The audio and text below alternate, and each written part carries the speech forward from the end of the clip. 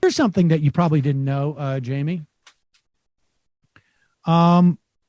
Politics, which is where the mechanism in which a society determines who is going to get what benefits from the collective, right? I mean, that's basically what it is. It is various people negotiating, how we're going to slice up the pie that comes from, and the pie being the benefits of coming together as a society. There's obviously benefits for that. Human beings have been coming together in some form or another as a community for a long, long time. Hundreds of thousands of years, perhaps, or tens of thousands of years. And our beings have been coming together but Ben Shapiro has a slightly different take on politics, wherein the idea that you would have an understanding of what other people are going through, known as empathy, is a bad thing to mix with your politics. Okay, there's only one problem. Okay, empathy is actually kind of bad for politics. The reason that empathy is bad for politics is because it leads you to empathize with people that you are more likely to like, as opposed to people you don't like. Okay, so first of all, the pitch for empathy is actually, there have been several books that are written on this, social science books, talking about how empathy is not actually the best thing for politics. It actually almost deactivates the reasoning centers of your brain. Because when you're empathetic, you don't actually create good policy. This doesn't mean that feeling sympathy for people is a bad thing. It means that if empathy is what drives your policy making, you're probably not acting in a rational fashion. But the real goal here is, of course, not to generate empathy. The real goal here is to suggest that if you disagree with the idea that America is systemically and institutionally racist, you are not an empathetic person, and therefore you're a bad, cruel, and callous person. Right? The idea is that empathy is really it's really a moral statement about what kind of good person you are. And you can't watch baseball until you say it along with Morgan Freeman. You can't. You can't just watch a game and be distracted, which is the goal of sports. The sports bus, I can't quite gather. But yes, if you lack empathy, and I think if you aggressively attempt to strip yourself of empathy or the world of empathy, you are what is known as a sociopath. You are someone who is not concerned with the humanity or the feelings of another. And his argument is that if you try to understand and acknowledge the feelings of another or how people are reacting or their situation, this is going to inhibit your ability to create policy. But what is the goal of policy here? It's to be the most logical society ever created by man. I'm talking really fast. But what is the goal of policy if not to help people? I mean, maybe it's just like for him, policy must only help him. Ben Shapiro. That is the definition of empathy. Policy Does not help my policy, is what Ben Shapiro is arguing. That's right. Here. You're being really emotional right now. I think you guys need to calm down and think about this rationally. I'm being a little bit hysterical. I understand. But the idea that you would attempt to fashion policy with a specific attempt to ignore the experience of other human beings is fascinating. I mean, I guess if you were, I'm trying to think of like what kind of policy in which that would work. Like, I don't know, like maybe how a dam functions or something very highly mechanical. But then you would also, I don't know what the policy would be because you're really concerned about like, hey, this could prevent people from having water. People like to have water. Or like, what does it feel like to live in a situation where you don't have access to water? I mean, this is he is promoting sociopathy as a mechanism to help society.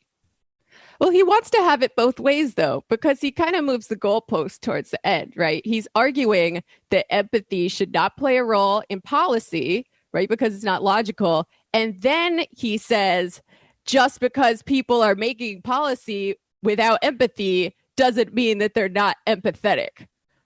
Like, he wants to do the sociopathic policies and then not have he criticized, call him a bad person. Yes, play the last part of that, because he was saying like, oh, if you don't care about people being subject to racism, then you're not empathetic. Yeah. This suggests that if you disagree with the idea that America is systemically and institutionally racist, you are not an empathetic person, and therefore you're a bad, cruel, and callous person.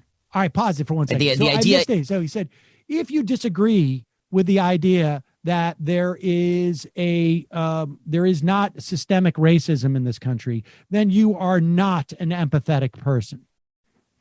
So if you, and let's, what are examples of systemic racism? I guess, one of them might be policing. Like, if you disagree with the idea that being stopped and frisked, let's say, simply because you are between the age of 12 and 24 and you're a black man or boy, and you're being frisked every time you walk out of your house because you are that thing. If you don't perceive that as a systemic racism, then for some reason, all of a sudden you can't understand the feelings of people, of other people who are not like you. If you don't understand that being stopped in a vehicle that is in any way a nice car simply because you're black, then you can't understand, then supposedly you're not empathetic because you don't appreciate that. If you can't understand that people that black people are saying, like, you have no idea what I deal with all the time. You can't understand what it feels like in any way to deal with this on a daily basis, then you're not empathetic suddenly. Well, he's saying that some people believe that stuff isn't real, but that doesn't mean that those people are not empathetic. It's just a difference of opinion. It's just a difference of opinion. Like, I totally think that your feelings are unwarranted and not valid. And just because of that, you say that I'm not empathetic. Just finish it out. Let's see what he says.